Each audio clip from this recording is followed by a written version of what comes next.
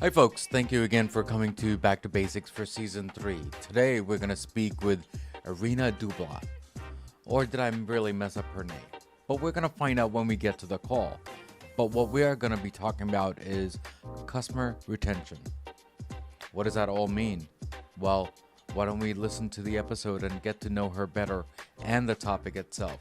So let's go on to Back to Basics to get to know better. I'll talk to you there.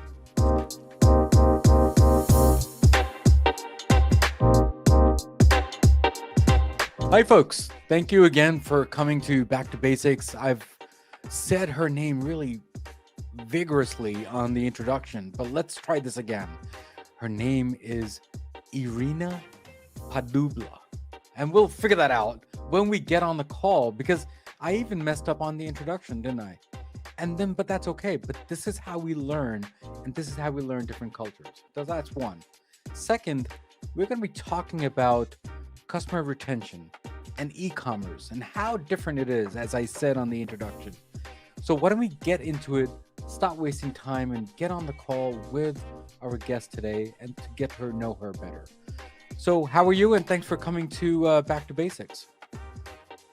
I'm great, and thank you for having me here. Really excited to talk about the customer retention and all the mysteries that are surrounding the topic. Yeah, absolutely. So before we get into that, I think on the introduction and now I've actually messed up your last name and the first name maybe. So let's say your name again if you don't mind.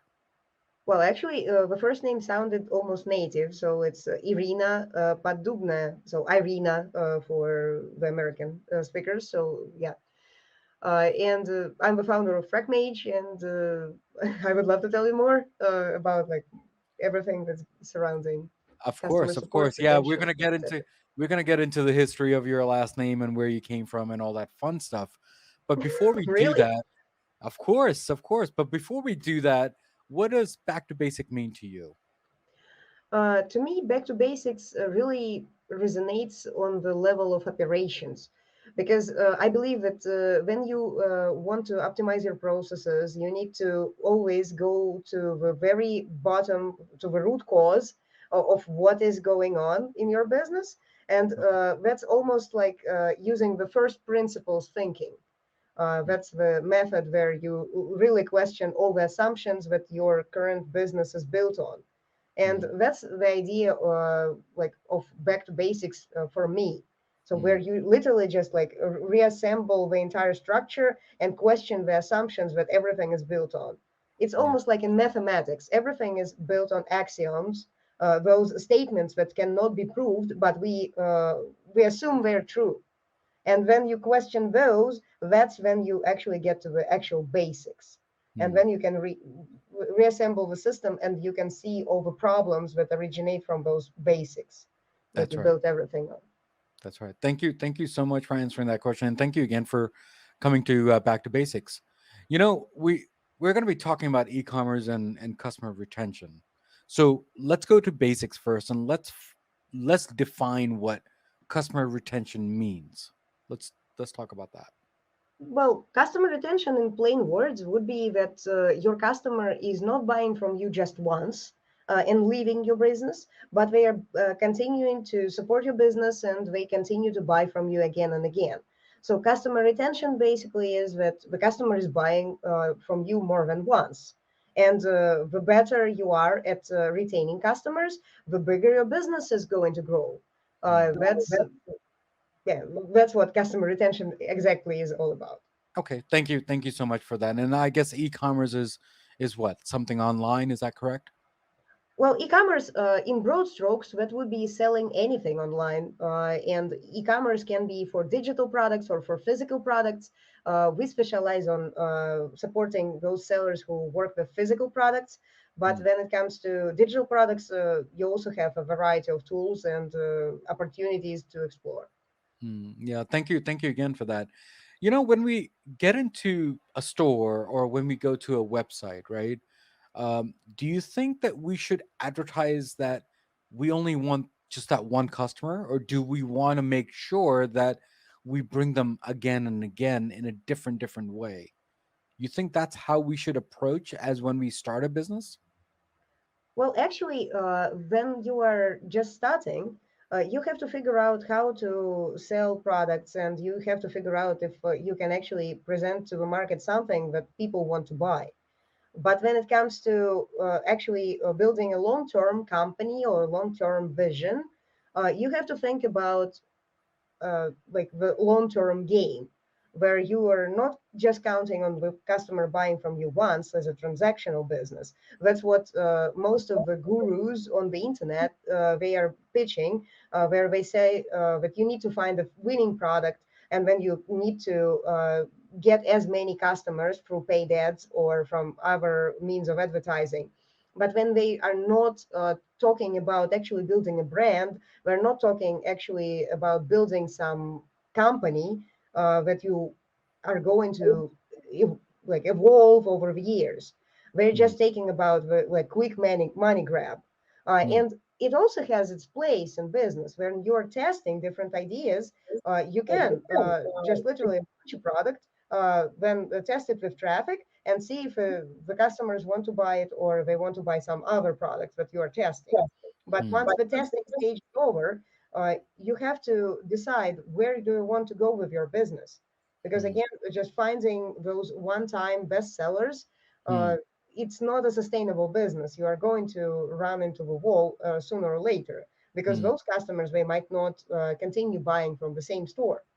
Uh, mm, that's why it's probably more interesting to start some thematic store where you, for example, introduce a theme. Like as an example, would be, for example, cat-related products. mm, Some T-shirts with cats, some mugs with cats, some other merchandise, and then you can expand that idea of cat lovers, and you can create a community of those cat lovers that are going to buy the products from the store again and again because it's a passion of theirs, mm, and they mm, will be interested in everything related to that same thing. And mm, that's how the big brands they are approaching this. So when they introduce the brand, they are not going to just go for the like short-term money grab. They're mm, going to go for building the long-term community and the long-term relationship with the customers. And that's mm. how they grow beyond limits because, like, Yeah. again, they get millions and millions of followers and growing sales and etc. Of course. Thank you again for that. So basically you're saying that when we start a business or selling something or even starting a podcast for that matter, right? We have to make sure that we have to come up with a community and come up with some type of interaction between each other, right? I mean, basically you're saying is sell and be a good customer service person and interact with that person. Is that right? I would say that initially, when we are just starting, we don't know what is going to catch on. If we're going to sell that product or if we're not. And I've seen some I've seen this frequent mistake that beginner e-commerce sellers make and other type of entrepreneurs make. They go all in and they invest tons and tons of money up front to just do the basic setup, to Mm, create the brand colors, to create the store setup, and all these other things that you don't really have to have when you are just starting. Because mm, when you're just starting, you need to understand what the customers want to buy and sell them exactly that. And mm, you have to work on the marketing copy, and you have to work on the ads to make sure that they work, or you have to work on some other means of getting traffic, like collaborating with influencers mm, or writing some content that the customers they want to read. mm. So you first need to start from this backwards Of course. like backwards approach where first you understand what you need to be selling and then you start selling that. Instead, most of the people they just prepare this beautiful setup, their brand colors, they already have their idea, they have a 10 years plan ahead of the start, and they Mm, don't really know if that plan is based on reality or mm, not. mm. So that's what And I'm saying. So you need yeah, to yeah. test first. No, no, of course, for sure. Thank you again for that. You know, you have a business and I have a business. Yeah, Your model is not going to be the same as my model, right? So obviously, yeah. people have a tendency to copy someone else's model. So do you think that's the right approach, or do you think that we should be on the, I guess, the R&D phase, which is the research phase, before we start any model? Hmm. I would say that the question is very abstract to tell in absolute terms because, again, it depends. It depends on the model and the business, and there are some tried and true systems that work. So, yeah, if the person wants to launch their brand on Amazon, there are some tried and true methods that can be used to launch on Amazon and just scale it to certain figures. It's not a problem. The problem starts when you are approaching the business from the standpoint that you need to do everything up front. Oh, Hmm. you have this checklist of 300,000 check boxes, and then you just have to do everything to launch. Hmm. That's not true. Like you need to launch with just the bare minimum and get to the sales part, to the part where customers are going to part with their money uh, as soon as possible. Because Hmm. if you don't get to that stage as soon as possible, you don't even know what you are creating right now with setup and etc. if it's going to work or not. So Hmm. everything depends on sales. So if you don't get any sales yet in your business, well, in that case, you have to work on that. So first get the sales, then build everything around that. Yeah, yeah. Thank you again for that. When there are big companies out there, they they sell stuff, which is true. Okay, all the Fortune 500 companies, that's what they do. In the beginning, they did customer service and they did customer support, and there were human interactions with that person. In today's world, it's all automated. So how do you know what that other person is thinking? Mm. Well, on big scale, companies use a lot of sentiment analysis tools and other software that allows them to just make conclusions based on data.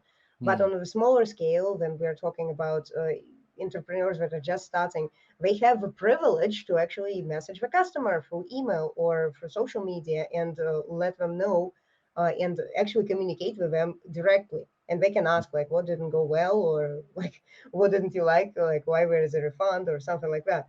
So definitely it helps when you start with hands-on business. That's how I started back in the day. So when we went to China, and like it was in 2013, we went to China and we were selling products online, and we were working with retailers all over the world. So we did everything manually. First, we got the customers from social media. Then first orders were placed through Excel spreadsheets. And Hmm. only later we set up our system to help them place the orders without our supervision or without our help. And later we were dealing with some inventory acceptance and quality control, and then notifying people about the shipment statuses. Like all of these things, they just grew naturally because it doesn't make sense to introduce all the sophisticated That's layers of functionality at the very first step. At the very first step, you just need a customer and their desire to buy something from you. And you have to have the means to get that thing for them. That's yeah. what you need. That's just I like mean, the bare bones, the basic. that's true. I mean, manual work obviously is free because that's just us, right? And that's data Well, it entry. isn't free. Like, do you value your time? Like, as an That's true. entrepreneur, you should That be is valuing your that is time. very true. That is true. But what I'm saying is that when you're collecting data from people, that's completely free.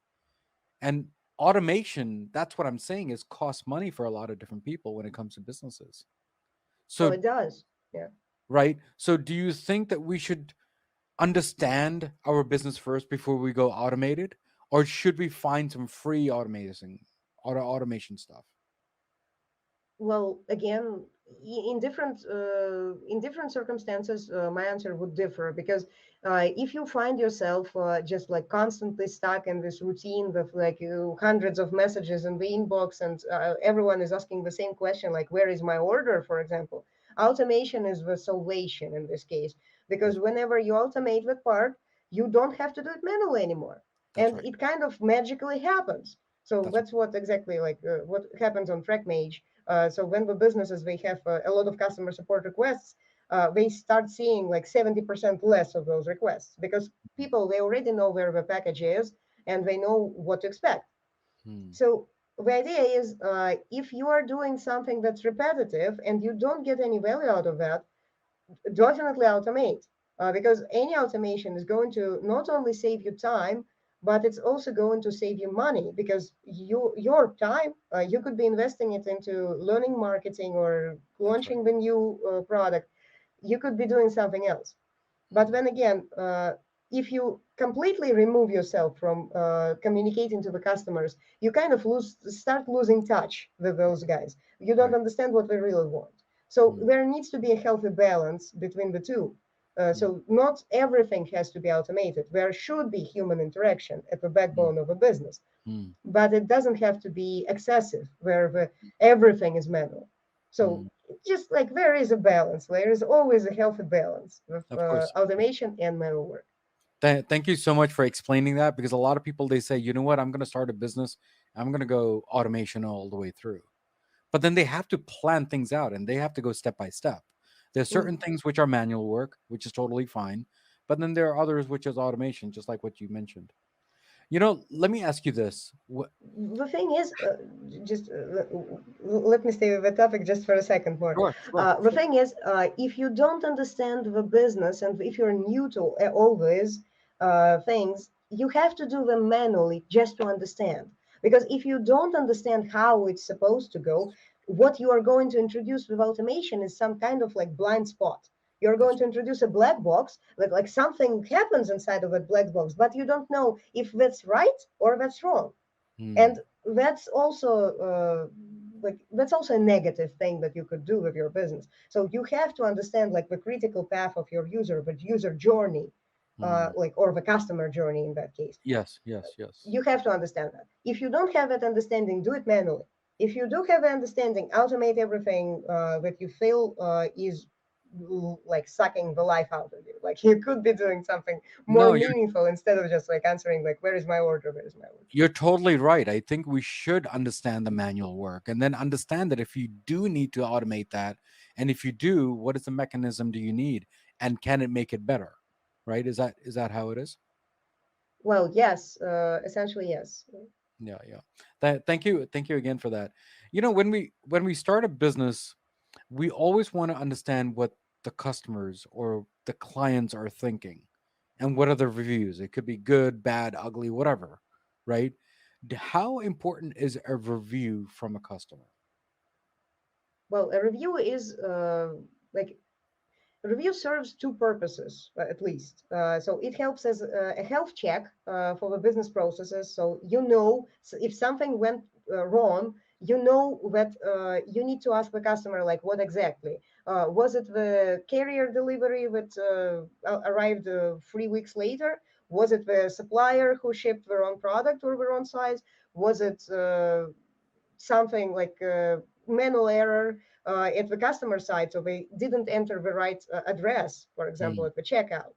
mm, So you have to troubleshoot. Like the review, if it's negative, it indicates where the problem is in your business. And once you mm, fix that one, you mm, start earning more money because you mm, stop losing money and also you get goodwill. But mm, then the review also can be used as a marketing tool to get something that's called social proof, where you showcase that our people are buying from you and they're happy about it. And mm, also, you can ask your customers to share those reviews. mm, And then they act as independent agents of your business. And they tell the world how awesome it is to work with you or how awesome it is to buy the product that they bought from you. mm, So mm. reviews are both the tools to troubleshoot the process, and they are the marketing tool to get more business your way. Yeah, yeah. Thank you again for explaining that, because sometimes reviews are kind of important. I think it's important for me as a podcaster to understand that what people are thinking about my show, and what are they thinking about my business. So I think from your point of view, from the business point of view, it is definitely needed too. I think I this is just me personally, but thank you again for explaining that. You know, there's a new segment that we started in season 3 for Back to Basics, and it's a rapid fire.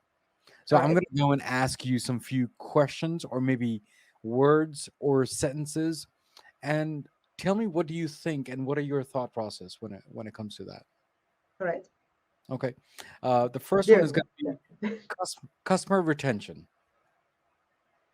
Customer retention is the name of the game right now. Like during recession, we need to retain customers at all costs because The more customers we retain, the bigger the business grows and more sustainable it is to grow the business.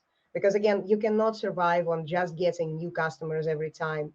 You always need some long-term supporters that are going to buy from the business again and again.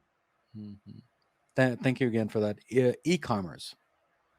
Um, E-commerce is really a good business model where you can you can sell whatever you want, and you can always sell not just physical products but physical plus digital products.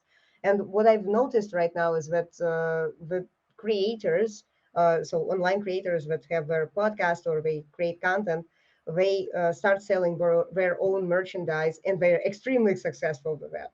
So Mm, there are various ways how you can approach business, and it doesn't have to be the boring drop shipping or something that like every other marketer is pitching. You mm, can go your own way and create something that you're going to be proud of and really want to do that for the rest of your life, essentially. yeah. Thank you for that. Cell production. Okay. Sell. I mean, all right. Selling products. Okay. Selling products. Uh, Again, that's an interesting way to put it. So, like, okay, selling products can be a way to really get out of service kind of business. Because Mm, if you're selling services, you're always in the picture, or you have to hire people who need to perform the services. But when mhm, you productize your offering, or when you introduce some of merchandise that you can reproduce all the time, but you just like you print a T-shirt and that's a T-shirt, and the person who is buying a T-shirt, they're getting a T-shirt. They mm, don't have to depend on the availability of some kind of person, or they don't have to really like depend on the availability of your entire company. mm, mm. And the quality fluctuation can be controlled much easier. So Of when you course. productize your offering, be it the service or some physical product, you introduce sustainability in your business. You don't have to be there for the customer to get value out of your business. So Mm, that's what the biggest advantage is compared to some coaching models or some other service-based businesses where uh, the owner cannot step away. So when mm, you productize your offering, you kind of start providing value to your customers without you personally having to be there. mm. No, thank you. Startup. Hmm. Startup, this is what we are. So Okay. startup is well, startups like right now, there are quite a few ways how you can fund a startup, and we didn't want to take any external funding, so we just went with the route of bootstrapping. So for the startup, you just need to have an idea and skillful people who are going to implement the idea. And Mm, the name of the game there would be execution, because mm, a lot of people have great ideas and they can pitch awesome pictures to investors and they can secure the money. But those startups, they are not operating on the market yet. mm, If a startup is pitching that they actually raised $5 million, they didn't earn those money. They mm, didn't provide any value to the marketplace. They just got them from an external investor, and it's not the measure of success for a startup mm, to raise as much funding as possible. Well, it helps for the growth, but then a lot of companies were working with no profit or minus profit, like the losses, and that has been a frequent story in the startup space. So mm, I stopped paying attention to those. Uh, I mean, flashy advertisements where the startup raised 100 million. Well, mm, good for them. They raised 100 million, but did they actually earn 100 million? I'm very proud of a company called Zoho. It's from India. So, like, they didn't take a lot of funding, but now we're a $1 billion company. This mm, is this is admirable. They mm, were quietly bootstrapping, creating all those services, and they just made it. So mm, I believe in this kind of approach where you really you're close to the customer, you develop a product that people want to use, and that's all that's needed. mm. Yeah, thank you. Long term, short term. All right. So again, long-term vision usually drives people to make better decisions because they think about how it's going to play out in the long term. So in the span of 3, 5, 10 years. And the short-term thinking sometimes leads to local optimizations or people making decisions on the based on a whim. Hmm. So, oh yes, there is this new opportunity to launch an NFT project.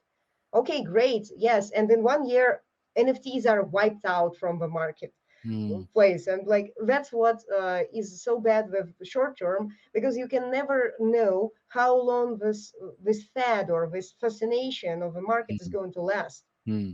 And with the long term, when you're thinking about actually serving the community, making sure that you're making something that you are proud of, and at the end of the day, Hmm. that's then that's when you are starting to make decisions not just based on the quick money grab. Hmm. Yeah. Thank you for that. Money grab. Okay, money grab. In that case, I'm just talking about something like, oh, there is an opportunity, so let me just spin up a landing page, then collect the money from the customers. Like, oh yes, I did this launch for five, I don't know, like uh, $50,000. Like I did this launch, and that's finite. Like I did the launch, I made the money, but then I have to deliver to the customers. I have seen this happening in the coaching or some course creation space, where the coach actually collects the money up front, but then they cannot deliver on their promises, and Hmm. that results in in disappointment on both places, on the customer side and on the coach's side, because they Hmm. have to give a refund, but actually they invested a lot of effort into just making that happen. Hmm. So again, with money grab or just like get rich quick schemes, you never can depend on that to be your long-term business, Hmm. because these things are finite, and that's why they're like, I guess, like a lot of people still go for them because they Hmm. make a lot of money, and then they just drop the thing, and then they make a lot of money in the other thing, and Hmm. just they have to keep launching. But that's Hmm. a very exhausting business model, where you Hmm. have to keep launching, keep creating new things. Like Hmm. it's not like that in our businesses you don't have to do that, but Hmm. if that's the only thing that you're doing, it's Hmm. not a very sustainable business. You can build something bigger Hmm. Yeah. if you, yeah, if you just prioritize not just some opportunities to make money, but some opportunities to forge relationships and create communities, and just really create a business that's going to live for more than a year, let's Hmm. say. Yeah. Thank you for that. And last word is health check. Hmm. Health check. So from the operations standpoint, or in e-commerce businesses, the health check would be something that you introduce to understand if everything is going well in your business. So it could be just a simple thing like reaching out to customer support and seeing how long it takes for them to process each customer request. Hmm. Yeah. And then it is maybe a certain thing that you introduce in your inventory, where you're accepting the inventory from the supplier, where you literally check the number of boxes or the number of items in the box. So the Hmm. health check is going to help you understand that, okay, the expectation is this, and we are performing here. So why? When you check the health of a process, you can make some decisions, and you can actually improve the process. Hmm. So health check is just like the singular event, or some kind of report that you introduce in your company, and then you Hmm. can check from time to time to see if you're on track or if you're getting off track. Mm. Yeah, thank you again for being a sport on playing that rapid fire. And with all these words, I think we just wanted to understand from your point of view what these words were. So thank you again for explaining that. And we talked about this during the episode. You know, let me ask you this: is there a book or something, or a movie or something that it kind of resonates with you, that it really resonates with you today? Hmm. Well, I believe that would be the fifth discipline. Like it really explains the nature of teamwork, and I really liked the concepts that were introduced there.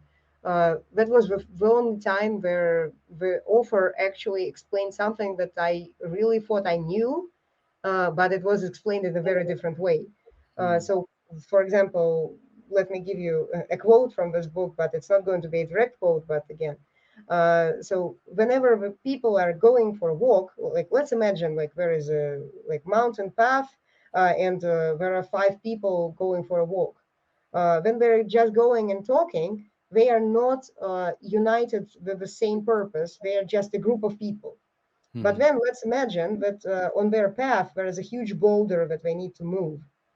And what do? They need to self-organize around that problem to solve it together.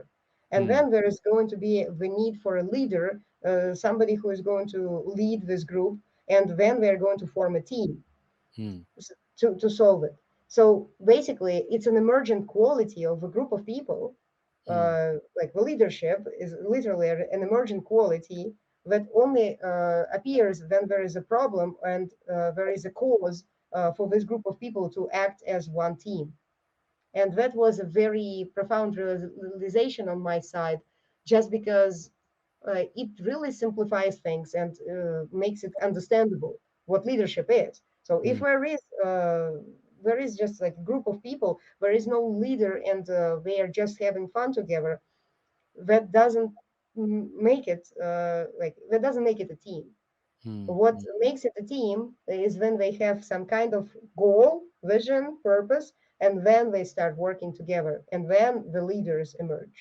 Hmm. Hmm. Thank you again for explaining that, and thank you again for supporting me here.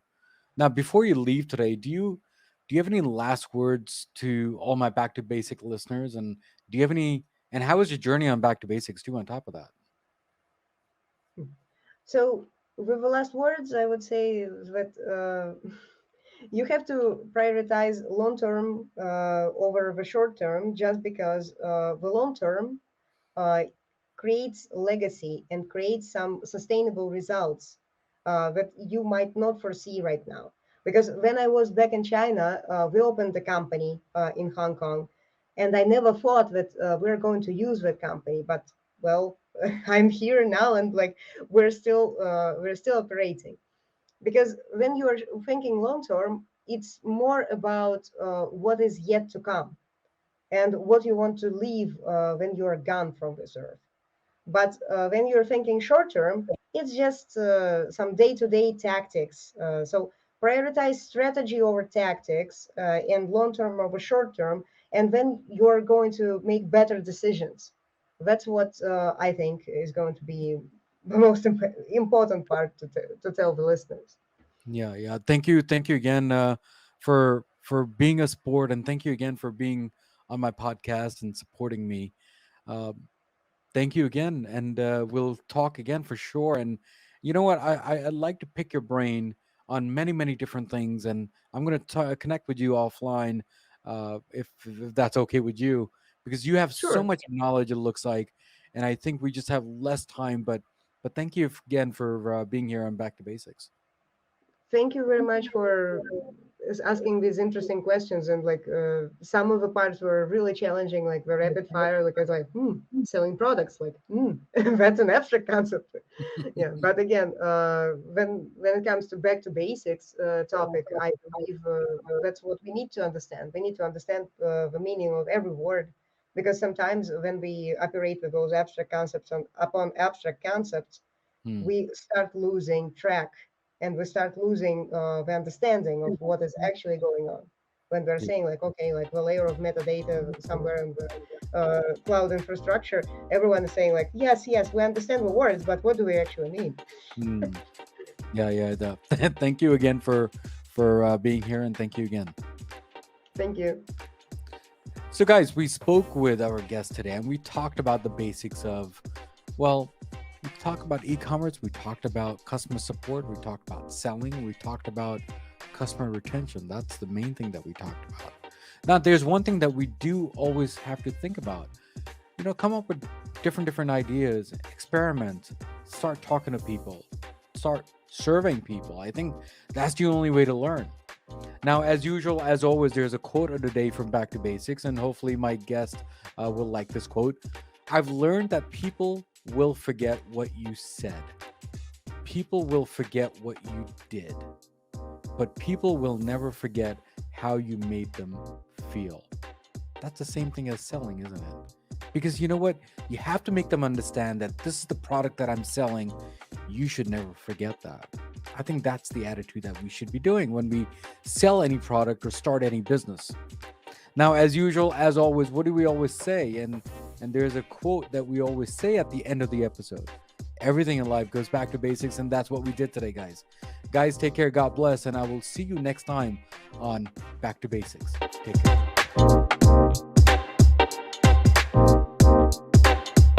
You had a good time? Yeah, definitely just a different approach. Right. Different approach? What do you mean? Yes. Sometimes on the podcasts, like it all revolves around like your story, your business, like and some angles to the business.